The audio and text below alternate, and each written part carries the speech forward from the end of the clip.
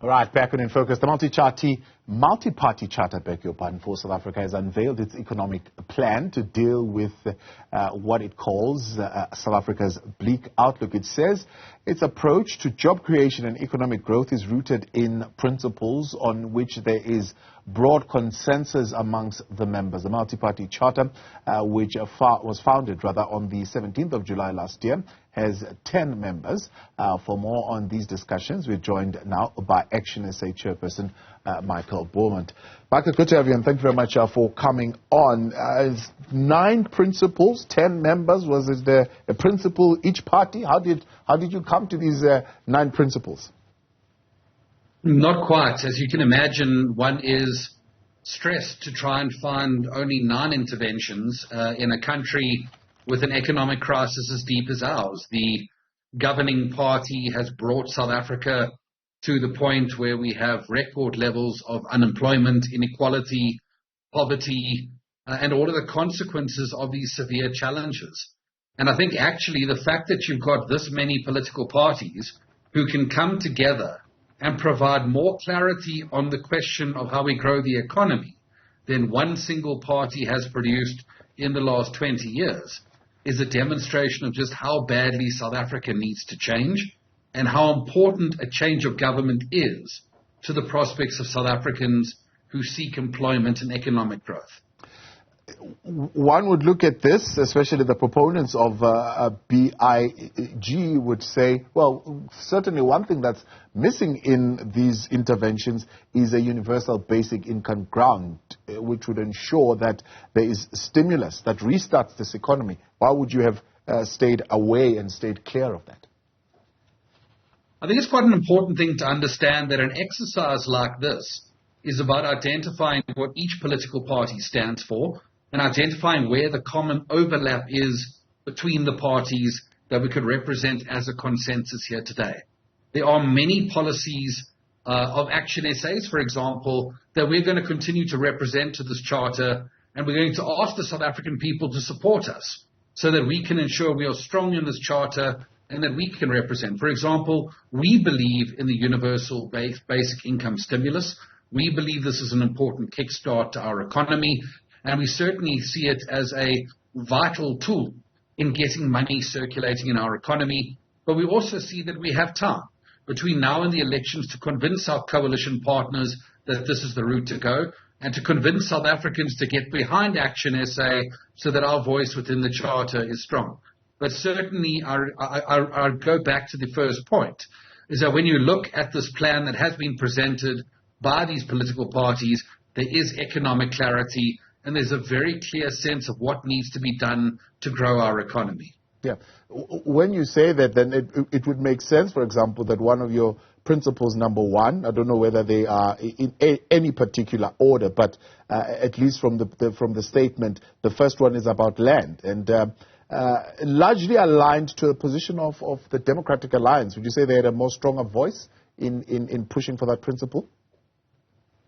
I'm not sure how you come to the conclusion that that is aligned to one political party. The fact that that is represented here under the banners of 10 political parties is saying that all of these political parties share the view that if we are going to address the question of land, and we're going to do so in an economy that doesn't have the hyperinflation that we have seen in Venezuela and Zimbabwe and other countries that haven't respected the tenure of land, we need to be clear about Section 25 of our Constitution, and we need to guarantee land rights.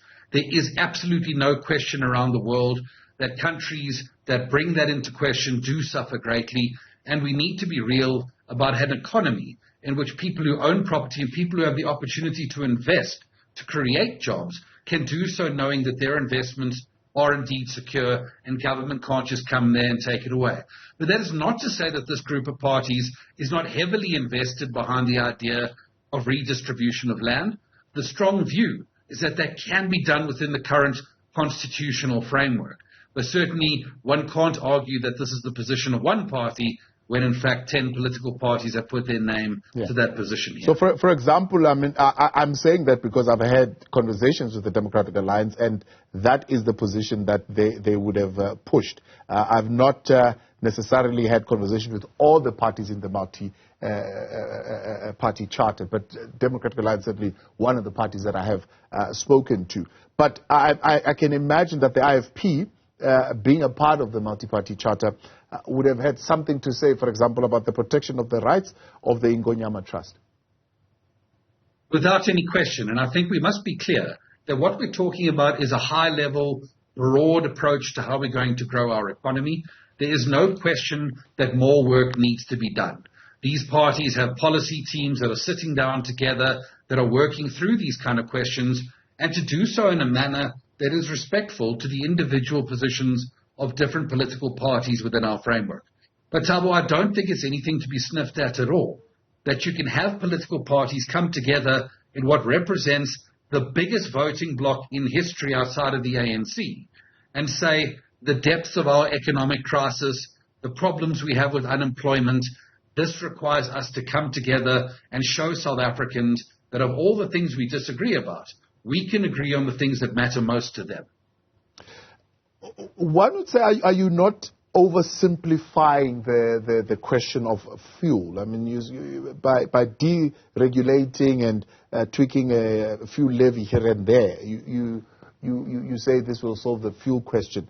There are maybe more issues, global issues, that really have got nothing to do with South Africa that are affecting the price of fuel. There's no question. But let's be clear. The biggest thing globally that is affecting South Africa is the weak position of the rand. And the weak position of the rand relative to the dollar is a function of our poor long-term management of our economy. Again, the economic crisis that requires these political parties to come together to produce economic solutions to voters who hopefully will get behind them in a majority so we can begin to turn things around. But let's be real about something else here, Thabo. A huge percentage of the fuel price is taxed by government. It is taxes placed on fuel by government to raise revenue for a fiscus that you and I and the viewers here tonight know very well is being looted left, right and center by a government that no longer cares, and we need to deal with that.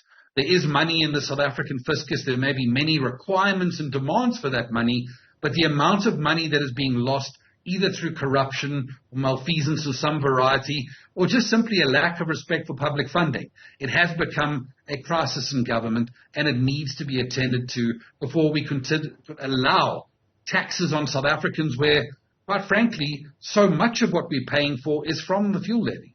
Whether it relates to the food we buy, the clothing, every part of our life is governed by those levies, and we need to bring down the pressure on the South African family. Yeah. Critical to your plan as well, you're saying unleashing the SMME sector. You're talking of relaxing of some regulatory frameworks that are in place. SMMEs that I've spoken to would say, well, key amongst the things that you would need to prioritize is access to finance, because without that, those businesses can't even get off the ground. Without any question, and I think this is a huge part that we want to focus on as a charter. It's a part that ActionSA feels hugely in favor of. As you can imagine, our president is a person who grew a business in the darkest days of our country's history. He wants to ensure that more South Africans can undergo that journey of economic growth. And it is so clear that small businesses in South Africa offer so much in the way of economic growth if they can be deregulated, and we can make it easier for them to turn a small business into a medium-sized business. As you say, essential to that is access to finance. We know these organizations find the cost of commercial borrowing to be prohibitive, and more needs to be done to make sure that they can access finance to undergo the growth path that they can do. And certainly government can play a massive role in ensuring that that finance is provided, and provided in such a manner that businesses are growing and there's a return on investment in our economy. Yeah. And how are you doing that? Because, for example, if you speak to Labour, they'll tell you that we would need to expand the mandate of the Reserve Bank to include employment, right? And part of the things that they're pushing for is, for example, the Reserve Bank to drop interest rates. You, as part of your principles, are emphasizing the independence of the Reserve Bank. How do you marry those two? Without any question, and I think while we respect Labour's seat at the table, Part of the problem in South Africa is Labour has been dominating the table. The tripartite alliance between Labour and the ANC has created a situation where Labour appears to have a veto right over the economic direction of our country, and this is something that certainly from an ActionSA standpoint we believe has to change. From the question of the Reserve Bank, there is absolutely no doubt that greater political control over the Reserve Bank is going to result in the printing of more money. It is very clear that this government that we currently have in place will do things in the short term to favor their political situation and to prevent their political downturn. And the world over, we have seen the consequences of short-term political decisions being made in the long-term financial management of a country. The Reserve Bank needs to be managed professionally, independently, and the founders of our Constitution and our democracy saw that fit when they wrote our Constitution, and we should protect this as an important cornerstone of managing a successful economy. Chairperson of ActionSA, Michael Beaumont, appreciate your time. Thanks so much for coming on and your intervention tonight here in Focus.